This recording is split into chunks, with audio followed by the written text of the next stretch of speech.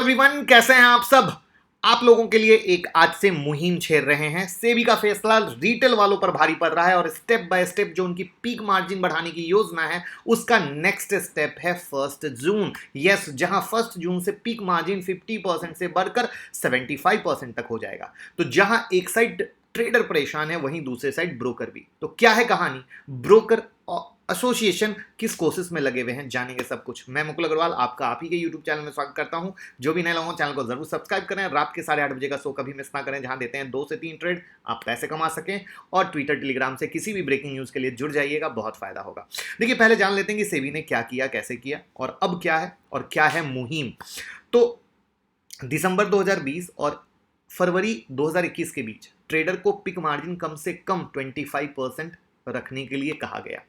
इसके बाद मार्च और मई के बीच बढ़ाकर कर दिया गया 50%।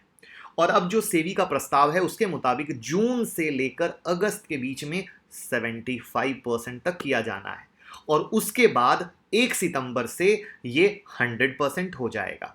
और जून आपके सामने आकर हो गया है खरा, क्योंकि मई है अपनी समाप्ति पर।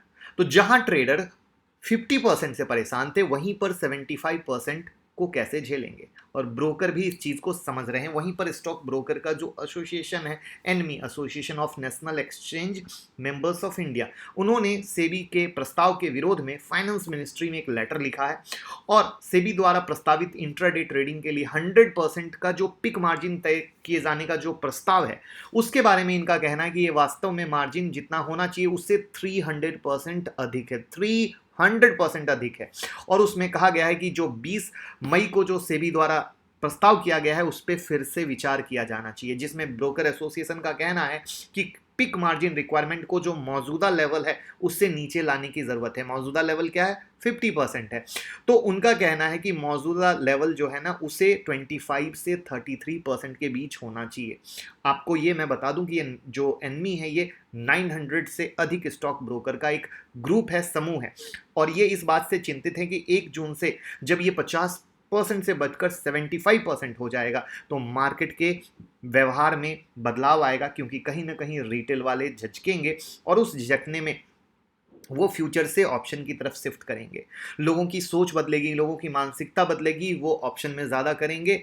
और इन सब चीज़ों में कहीं ना कहीं वॉल्यूम भी लगातार मार्केट में गिर रहा है और वॉल्यूम के कारण जो हेजिंग अपॉर्चुनिटी है उसमें भी गिरावट आई है। कमोडिटी मार्केट पे भी असर पड़ रहा है। अब यहाँ पर जो एक अच्छी चीज़ इन्होंने की है वो अच्छी चीज़ ये की है कि ये डेटा फैक्ट के साथ मंत्रालय के पास गए हैं, डेटा फैक्ट इन्होंने शेयर किया है।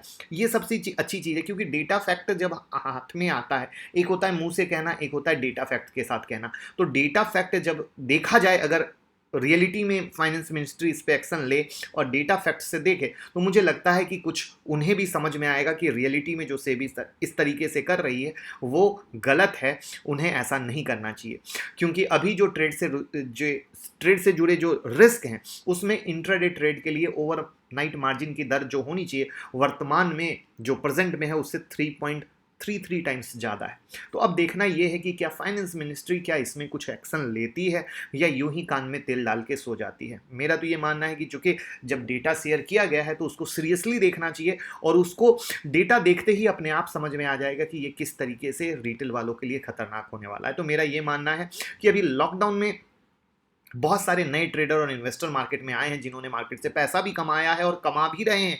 वहां पर इस तरीके से ये करना बिल्कुल सही नहीं होगा। और हम सब लोग यूट्यूब के कमेंट बॉक्स और अपने जो ट्विटर हैंडल है उस पर ये पोस्ट डालेंगे, सेबी पिक मार्जिन वापस लो, और इसको इतना रीट्वीट और इतना सेबी पिक मार्जिन वापस लो हैशटैग को यूज़ करेंगे और इसको इतना ट्रेंडिंग बनाएंगे कि कहीं ना कहीं शायद भगवान का भी कुछ आशीर्वाद हो और कहीं कुछ सही जगह वो पहुंचे जहां पे मैक्सिमम लोग के जब वो कमेंट चीज़ें दिखे कि किस तरीके से लोग परेशान हैं, तो वो इस मुहिम से जुड़ें और इसमें कहीं ना कहीं एक्शन लेते हुए जो मार्जिन को बढ़ा रहे हैं उसको कुछ रोकने के बारे में डिसीजन लें। तो ये मेरी एक छोटी सी कोशिश है, हम देखेंगे। आप सब लोग साथ आएँ और साथ मिलके इसको आगे बढ़ाते हैं। Thank you so much.